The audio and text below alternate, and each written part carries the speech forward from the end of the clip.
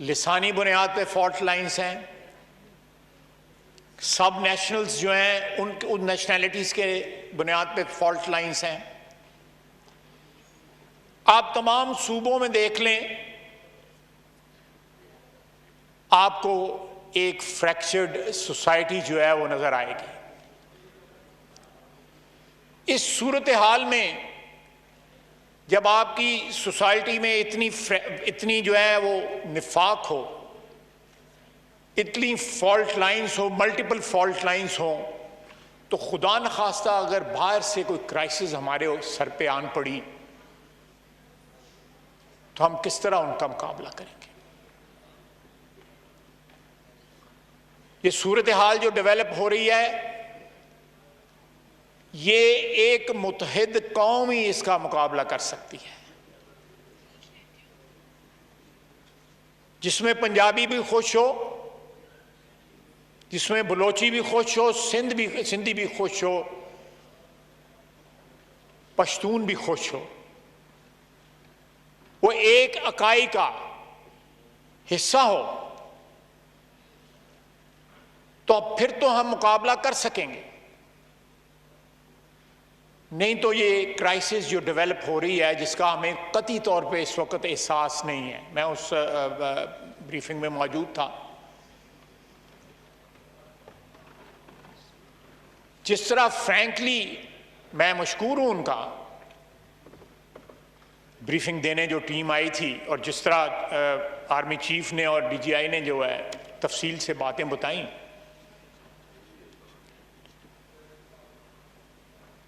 Situation जो है जनाब चेयरमैन इतनी अलार्मिंग है कि किसी वक्त भी जो है ना ये सारा कुछ जो एक फसाड है, ये केवन हो सकता है हमारे सर पे।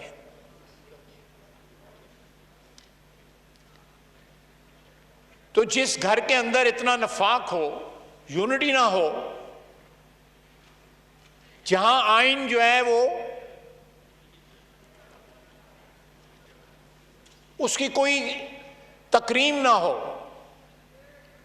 किसी भी रियासत को चलाने के लिए आइन का एहतराम जो है, या किसी भी सिस्टम को चलाने के लिए आइन का एहतराम जो है वो बहुत जरूरी है हमारी एग्जिस्टेंस के लिए। पिछले 72 साल में, वैसे तो हमने 72 साल गुजार लिए हैं, लेकिन ये ट्रेडमिल के ऊपर भागने की मुतरादिफ है कि आप एक्चुअली कोई डिस्टेंस कवर नहीं कर रहे होते, लेकिन ट्रेडमिल के मीटर के ऊपर 6 मील भी हो जाता है, 10 मील भी हो जाता है, 15 भी हो जाते हैं। तो we have not covered any real area और real distance in last 72 years. बावजूद इस बात के कि हमें इतने दचके लगे हैं, आज भी ये हाउस जो है, ये आइन के, मेरी इंटरप्रिटेशन जो है, मेरे साथियों की इंटरप्रिटेशन भी यही होगी कि आइन के मुताबिक जो है ये सबसे बड़ा, सबसे कुव्वत वाला अदारा है आइन के तहत जो है, क्योंकि ये अवामी वोट से, अवामी राय से वजूद में आया है, तश्कील में आया है।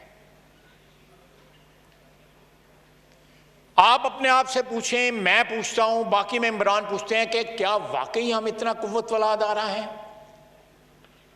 क्या जो आइन कुव्वत हमें देता है, क्या वो हमारे पास कुव्वत है? जब हम कहते हैं वोट को इज्जत दो, तो उसका यह मतलब है कि जिन वोट से इलेक्ट होके हम यहां पे आए हैं, और आइन जो हमें कुव्वत देता है, आइन जो हमें इख्तियार देता है, वो हम इंडिपेंडेंटली उसको एक्सरसाइज कर सकें। अगर हम नहीं कर सकते तो वोट की इज्जत जो है वो नहीं हो रही, उसकी हुर्मत का पास नहीं हो रहा। अगले दिन टेलीविजन पे बहस हो रही थी, और आम बड़े जिम्मेदार अशखास जो हैं, वज़ीर आज़म साहब, कायदे ईवान जो हैं, उन्होंने कहा चंद दिन पहले कि तमाम तर इंतखाबात जो हैं वो उनके ऊपर सवालिया निशान है। जितने भी पाकिस्तान में हुए, एक जो है वो ठीक हुआ, उसके नतीजे में मुल्क टूट गया। ये हमारी तारीख का हिस्सा है। वो हेनरी किसिंजर ने जमशेद मार्कर को कहा कि किसी कौम में या किसी रियासत में कोई क्राइसिस होती है, पॉलिटिकल क्राइसिस या इकोनॉमिक क्राइसिस, तो उसके लिए वो इलेक्शन करवा लेते हैं, नई मैंडेट ले लेते हैं। तुम्हारे मुल्क में जब भी इलेक्शन होते हैं उससे क्राइसिस पैदा होती है, क्राइसिस हल नहीं होती बल्कि क्राइसिस पैदा हो जाती है। मेरा ख्याल है इससे ज़्यादा कोई सच नहीं हो सकता हमारे मुल्क की तारीख के मुतल्लक। लेकिन ये देखा जाए कि आज ये सिचुएशन क्यों है। मैं भी किसी को इल्ज़ाम दूंगा, किसी को इसका जिम्मेदार ठहराऊंगा, आप भी ठहराएंगे और भी ठहराएंगे। मेरे नज़दीक जो है उर्फ़-ए-आम में इस्टेब्लिशमेंट जो है वो पिंडी को कहा जाता है, हमारी फ़ौज को कहा जाता है। मेरे नज़दीक इस्टेब्लिशमेंट जो तमाम पावरफुल लोग हैं, 400 हैं, 500 हैं या 1000 हैं, वो इस्टेब्लिशमेंट है। चाहे वो सियासतदान है, सरफ़हरिस्त सियासतदान है, अदलिया है, फ़ौज है, मीडिया है, ब्यूरोक्रेसी है। और अगर पिछले 72 साल में जो कॉन्स्टिट्यूशनल डिफाइंड बाउंड्रीज थी वो ट्रेसपास हुई हैं या एनक्रोच हुई हैं, तो सबसे ज्यादा कसूर उसमें सियासतदानों का है। हम अपने इक़्तिदार के लिए दाएं बाएं जो है 1950 की दहाई के अवाइल से देख रहे हैं। Order in the house please. और जब देखते हैं तो फिर लाजमी तौर पे जिनको आवाज देते हैं आहिस्ता आहिस्ता फिर वो आपकी टेरिटरी पे उनका कब्जा बढ़ता जाता है। और आज ये 72 साल या 73 साल के बाद हमारी टेरिटरी जो है, जो आइन में डिफाइंड है, उससे सुकड़ के बड़ी महदूद रह गई है।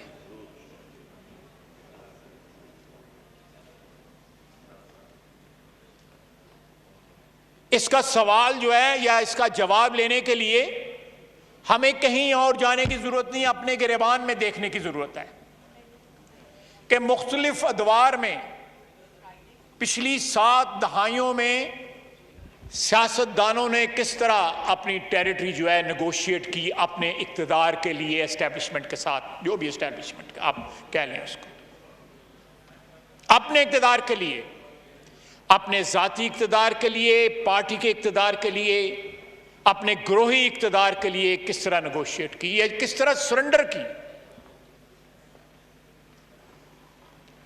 आज जिस तरह खतरे हमारे ऊपर मंडला रहे हैं, जनाब वाली, पाकिस्तान वाहिद मुल्क है दुनिया के जो दोनों तरफ से फेंस्ड है। हमारे मशरकी बॉर्डर के ऊपर भी फेंस है, मगरबी बॉर्डर के ऊपर भी फेंस है। मशरकी भी हिंदुस्तान ने बनाई हुई है, मगरब पे हमने बनाई है। जनूब में समुंदर है और हिमालय है हमारे शमाल में।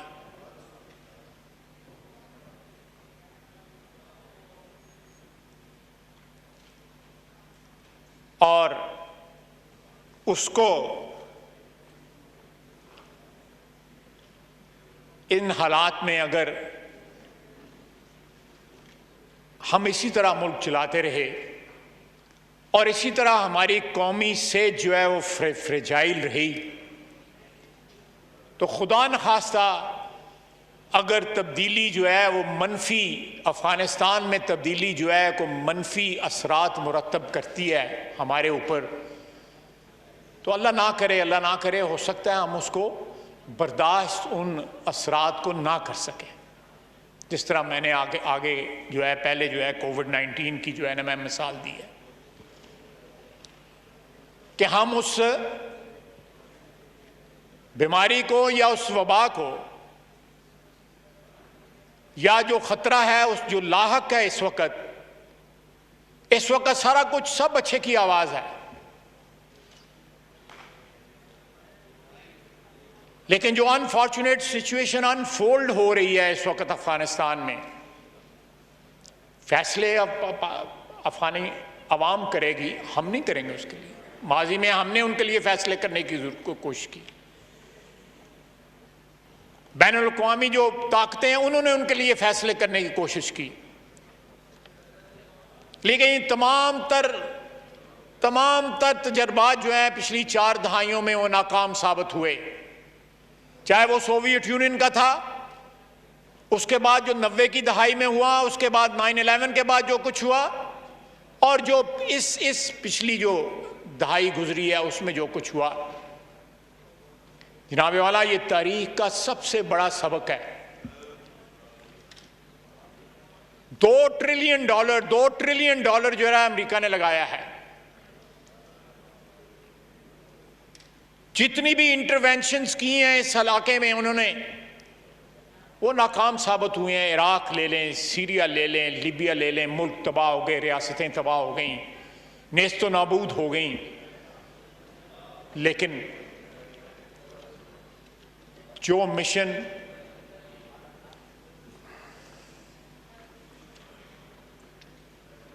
अस्सलाम वालेकुम। वालेकुम सलाम, जो मिशन या जो स्टेटेड मिशन वो लेके आए, नेटो के जो ममालिक थे या आईसैफ के ममालिक जो थे, वो यहां पे आए, बड़े फैनफेयर के साथ आए, बड़े तमतराक के साथ आए। और जिस तरह वो गए हैं, मेरा ख्याल है कि वियतनाम से जिस तरह अमेरिका निकला था, ये उससे भी ज्यादा बदतरीन जो है ना हालात में अमेरिका को यहां से जाना पड़ा। अमेरिका क्यों ये जंगें छेड़ता है, मैं उस बहस में नहीं पढ़ना चाहता।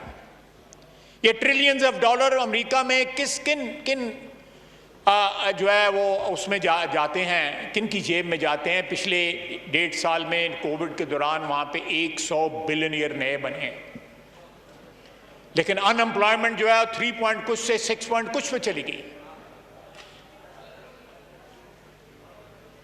जनाब speaker, order in the house please.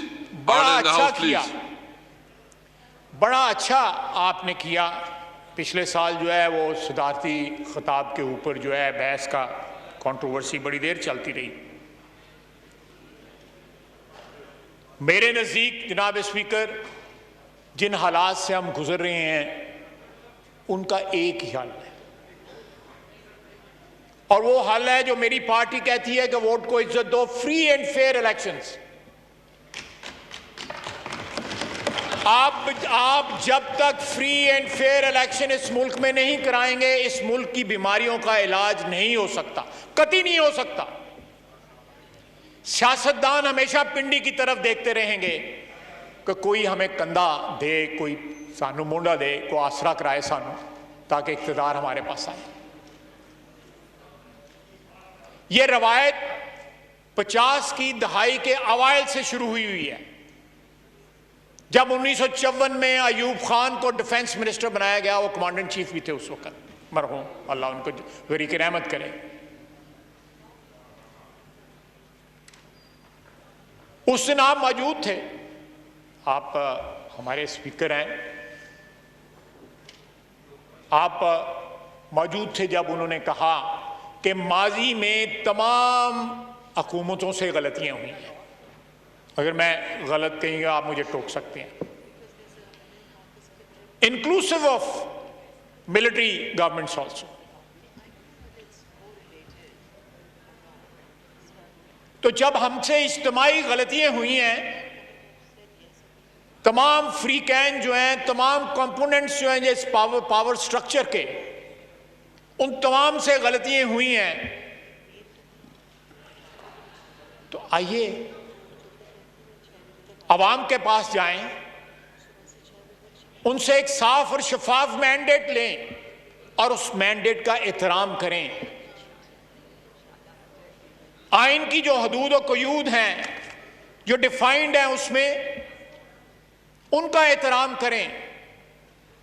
जो टेरिटरी इंक्रोच हुई है वो टेरिटरी वापस जाए उन तमाम अदारों को या उन तमाम इंस्टीट्यूशंस को जिनको वो बिलोंग करती है वो टेरिटरी। जनाब स्पीकर, इस हाउस के कस्टोडियन की हैसियत से आप पे भी ये जिम्मेदारी आयद होती है कि आप भी इस हाउस को एम्पावर करने के प्रोसेस में अपना किरदार अदा करें। और हम जो मेंबरान हैं इस हाउस के, बिला तफरीक के किस पार्टी से हमारा ताल्लुक है, हम भी अपने जाती और ग्रोही मफादात से बालातर होके इस हाउस को, जो पाकिस्तान की 22 करोड़ आवाम की ख्वाहिशात का मजहर है, उसको इन द ट्रू सेंस जो है रिफ्लेक्शन जो है पाकिस्तान की आवाम की जो एस्पिरेशंस है वो बनाएं। ये पावर गेम जो है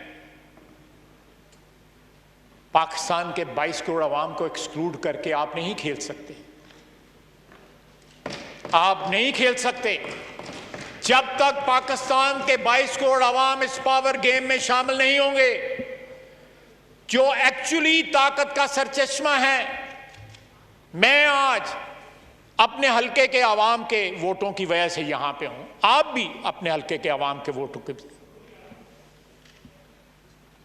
लेकिन क्या ये पावर गेम्स जो पिछले 70 साल से यहां पे 72 साल से खेली जा रही हैं, उनमें आवाम का कुछ बेहतरी हुई है?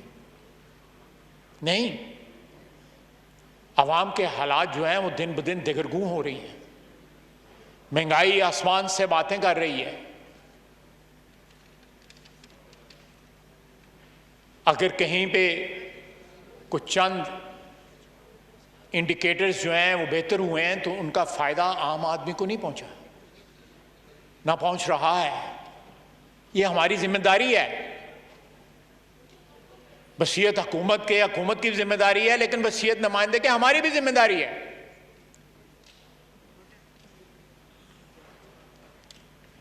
जनाब स्पीकर, हम बात करते हैं सुप्रीमेसी सिविलियन रूल की। ये अल्टीमेट ड्रीम है हमारी किसी भी सियासी वर्कर की कि सिविलियन सुप्रीमेसी जो है वो एस्टैब्लिश हो। और फिर सिविलियन सुप्रीमेसी की भी जो आसान अल्फाज में जो उसका तर्जमा है वो वोट को इज्जत दो है कि आप वोट की उस पर्ची का एहतराम करें, उसकी हुर्मत की हिफाजत करें। वो जिस शख्स को या जिस पार्टी को पड़ा है उसी के लिए ट्रांसलेट हो, तो फिर तो वोट को इज्जत है। सिविलियन सुप्रीमेसी ऑटोमेटिकली एस्टैब्लिश हो जाती है, कोई एफर्ट की जरूरत नहीं है। लेकिन जहां पे तमाम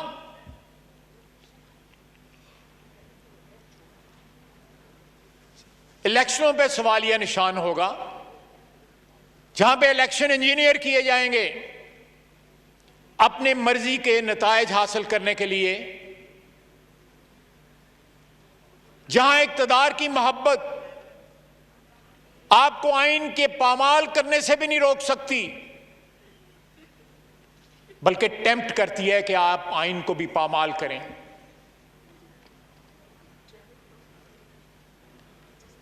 जनाब वाला, ये जनाब स्पीकर, ये हम लोगों की जिम्मेदारी है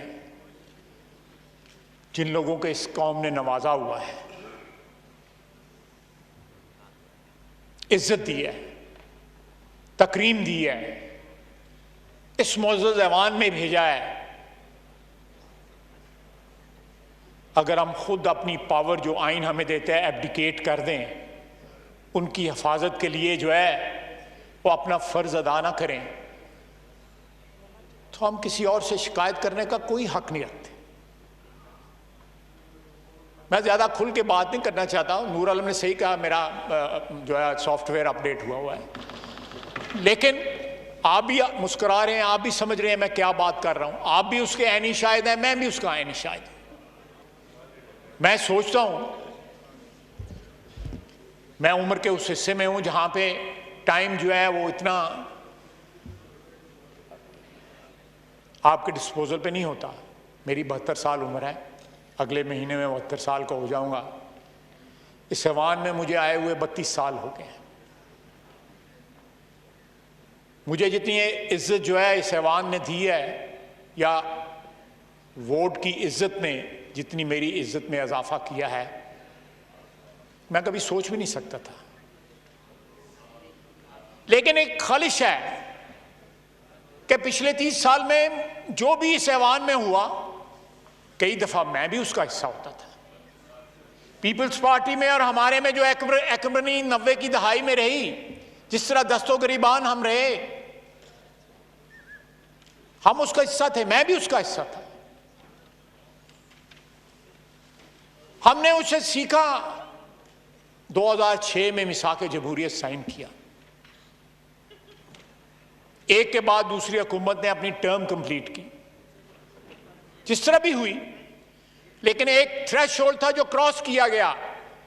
उस एहसास के होने की वजह से कि 90 की दहाई में जो कुछ हुआ वो ठीक नहीं था, हमने बार बार डायरेक्ट इंटरवेंशन नहीं तो 90 की दहाई में जो है वो इनडायरेक्ट इंटरवेंशन होती रही, और 99 में आके फिर डायरेक्ट इंटरवेंशन रही, और 8-9 साल फिर फौजी हुकूमत यहां पे रही, और फिर हम ही सियासतदान उस हुकूमत का हिस्सा बने। उससे पहले भी सियासतदान जो हैं उन हुकूमतों का हिस्सा बनते रहे जो फौजी मुदाखलत के नतीजे में आती रही। Why blame just one component? सहूलतकार हम बनते हैं, हम सियासतदान सहूलतकार बनते हैं।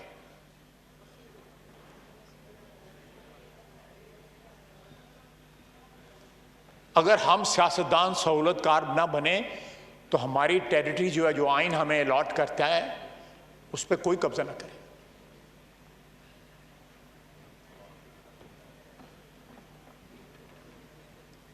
ये जो तब्दीली अफगानिस्तान में आ रही है, ये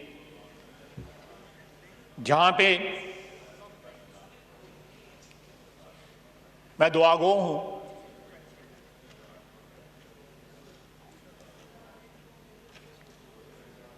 कि अफगानिस्तान को जो भी वहां पे हुक्मरान बनते हैं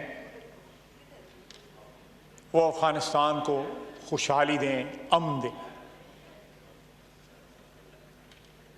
और इस रीजन में जो पिछले 30-40 साल का खलफशार है वो ख़त्म हो। चाइना हमारा बड़ा अजीज़ और करीबी हमसाया भी है, साथी भी है, मददगार भी है। साउथ ईस्ट एशियन स्टेट्स हैं उसके ऊपर, साथ हमारा भाई ईरान है। मगरब मशरक़ की तरफ जो है हमारा एक होस्टाइल हमसाया है। थोड़ा सा ऊपर घंटे सवा घंटे की फ्लाइट के ऊपर चले जाएं, आप रशियन फेडरेशन में चले जाते हैं। हमें चाहिए कि अपनी खारजा पॉलिसी को रीजनलाइज करें। 7 समुंदर पार जो लोग बैठे हुए हैं उनका एहतराम भी ज़रूरी है, उनसे भी दोस्ती ज़रूरी है, लेकिन जिनके साथ हमारी दीवार मिलती है, जो हमारे नेक्स्ट डोर नेबर्स हैं, अगर हमारे उनके साथ ताल्लुकात जो है दुरुस्त ना रहें तो 7 समुंदर पार से तो कोई आपकी मदद के लिए नहीं आएगा। ये हमारी तारीख गवाह है। हम बहरी बेड़ों का इंतजार करते रहे और हमारा मुल्क जो है 2 लाख हो गया। उन्हें जाने गंवाई, ट्रिलियंस ऑफ डॉलर गंवाए, कई जंगें लड़ी सेकेंड वर्ल्ड वॉर के बाद। अल्टीमेटली उनकी कमिटमेंट का क्या हुआ? उस सरजमीन को छोड़ के वो चले गए। वो बेग गोरो कफन जो है लाशें छोड़ के चले गए। जिस तमतराक के साथ 9/11 के बाद आए, वो कमिटमेंट कहां गई?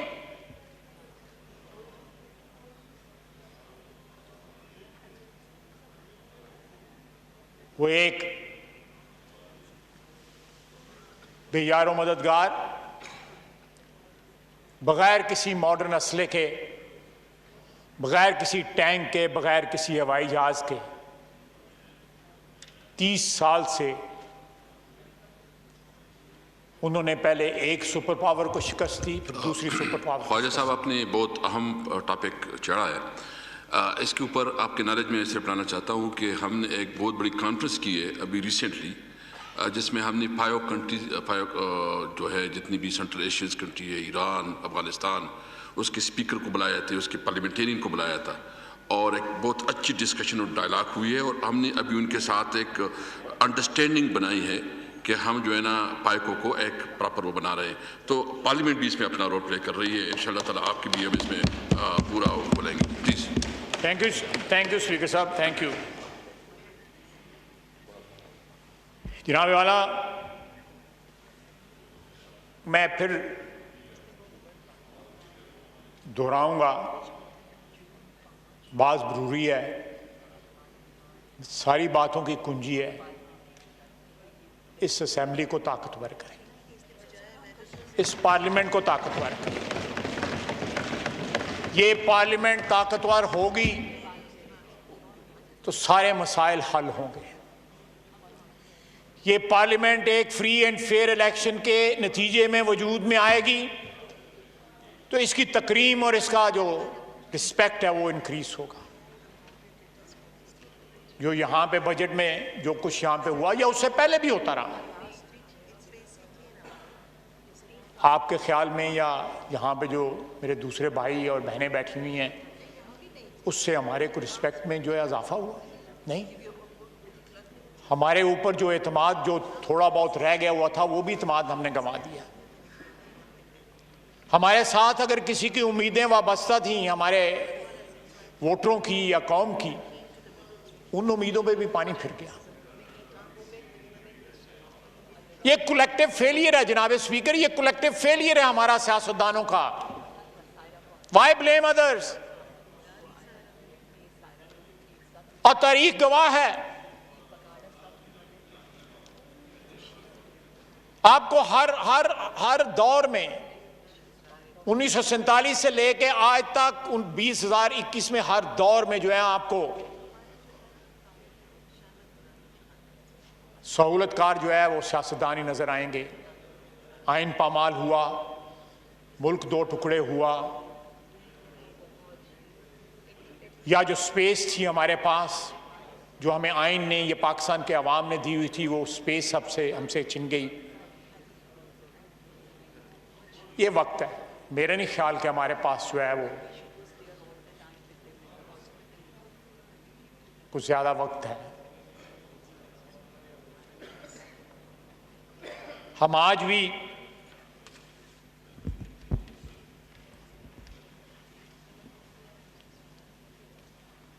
जिन हालात में पड़े हुए हैं, हम एक कौम की हैसियत से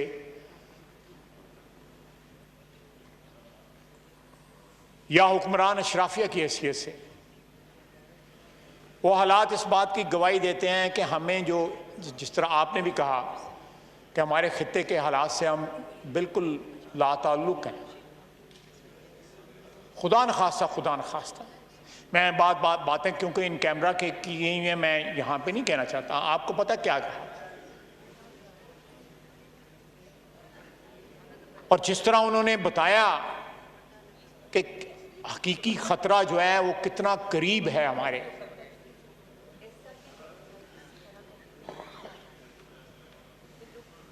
हमारे बाद साथियों ने बड़ी अच्छी गुफ्तगू की उस दिन। बात चीज़ें मुझे भी इल्म में नहीं थी जो हमारे साथियों ने, मोहसिन बैठा हुआ है, मेरा भाई है, इसने की और साथियों ने की। मैंने ज़्यादा टाइम लिया है, मैं रैप अप करते हुए अपने आर्गूमेंट को सिर्फ इतना कहूँगा, जनाब स्पीकर मेरी भी जिम्मेदारी है, लेकिन तारीख़ ने और वक्त ने और अल्लाह ताला की मेहरबानी ने आपको जिस कुर्सी पे बैठाया हुआ है, आपकी बहुत बड़ी जिम्मेदारी बनती है। आप अपनी पार्टी की क़यादत को कहें कि इस हाउस को एम्पावर करें, इस हाउस को एम्पावर करेंगे, पाकिस्तान की अवाम एम्पावर होगी। इस हाउस को बाईपास ना करें। आज जिस जगह पे हम खड़े हैं और हमें एक रियलिटी जो है वो स्टेयर कर रही है, एक ख़तरा जो है वो हमारे सर पे मंडला रहा है, वो इसलिए है कि हमसे 72 साल में मैं कौम को इसका जब मुजरिम नहीं ठहराऊंगा, मैं जो हम लोग जो प्रिविलेज्ड लोग जो हैं वो सैकड़ों की तादाद में, हजारों की तादाद में भी नहीं है। हमने इस कौम को नाकाम किया है। इस मुल्क में अगर आज रियासत के वजूद को ख़तरा है, अल्लाह करे ना हो, मेरा अंदाज़े गलत हो, लेकिन जो मैंने सुना आज से 8-10 दिन, आपने भी सुना, ये एक हकीकी ख़तरा है, रियल डेंजर। इसको हम, इसका मुकाबला जो है एक फ्रैक्चर्ड हाउस के साथ या एक फ्रैक्चर्ड स्टेट के साथ, जिसके अंदर मल्टीपल प्रॉब्लम्स हैं, जिसमें अक़लीतें जो हैं उनको तहफ़्फ़ुज़ नहीं है, जिसमें सब नेशनैलिटीज़ हैं उनकी जो एस्पिरेशंस हैं उस पर स्टेट पूरा नहीं उतरती, जिसमें गरीब और अमीर का फ़र्क इतना, तफावत इतना बढ़ गया है कि वो सस्टेन ही नहीं हो सकता। और आवाम के मैंडेट को, जिस तरह मैंने कहा कि हर पार्टी जो है पिछले 70-72 साल से हर इलेक्शन पे ये इल्ज़ाम लगाती रही है कि ये इलेक्शन चोरी हुआ। We are in deep crisis नावे स्पीकर। ये वेकअप कॉल है जो कुछ सरहद के उस पार हो रहा है, और अभी भी हमने जागना नहीं है और कॉग्निजेंस नहीं होना सूरत हाल का, तो फिर हम अल्लाह पे, सब कुछ उसके हाथ में है, तो कादिर मुतलक है वो, सब कुछ उसके हाथ में है, लेकिन हाथ पे हाथ धरे मुंतज़िर फ़रदा हो, ये मुंतज़िर फ़रदा नहीं रहना चाहिए, हाथ पे हाथ धरे नहीं रहना चाहिए। हमें अल्लाह से दुआ मांगनी चाहिए, मदद मांगनी चाहिए, लेकिन अपने दामन भी साफ रखने चाहिए। बहुत बहुत शुक्रिया जनाब। थैंक यू जी। मैं शफ़क़त साहब 1 मिनट कमेंट करता हूँ, उसके बाद आपको मौका देता हूँ। ख्वाजा साहब, आपने जो बात की है, मेरी ये ख्वाहिश है दोनों गवर्नमेंट से और अपोजिशन दोनों से, जो की इश्यूज़ हैं, मैं चाहता हूँ कि इस पार्लियामेंट के अंदर इसके ऊपर डिबेट हो। वो अगर इलेक्टोरल रिफॉर्म है, वो अगर जुडिशरी रिफॉर्म है, वो अगर वाटर क्राइसिस की इश्यूज़ जो सामने आ रहे हैं उसके ऊपर है, ये जितनी बड़ी बड़ी इश्यूज़ हैं उस पर मैं चाहता हूँ कि हम एक खुल के डिबेट करें। और मैंने बात की भी हुई है, और इस पे हम बाकायदा आपके साथ बैठ के एक ऐसा बनाएंगे कि ये हाउस में जो है ना प्रोफेशनल और टेक्निकल डिस्कशन भी हो, सिर्फ पॉलिटिकल डिस्कशन हो। शफ़क़त महमूद साहब प्लीज़।